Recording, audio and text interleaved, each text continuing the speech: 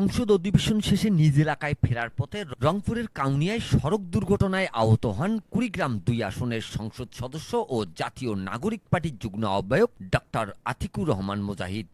এ ঘটনায় তার social media টিমের প্রধান আকরাম হোসেন ও গাড়ি চালক আহত হয়েছেন।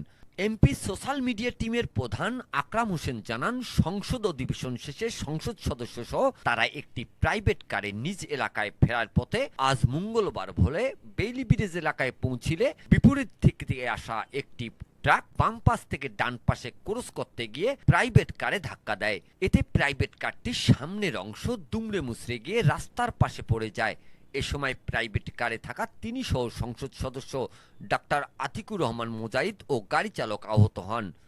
খবর পেয়ে পুলিশ ঘটনাস্থলে পৌঁছে মহাসড়কে যানবাহন চলাচল স্বাভাবিক রাখতে দুর্ঘটনা কবলিত প্রাইভেট কার ও ট্রাক উদ্ধার করে স্থানীয় ফিলিং স্টেশনে হেফাজতে রাখে।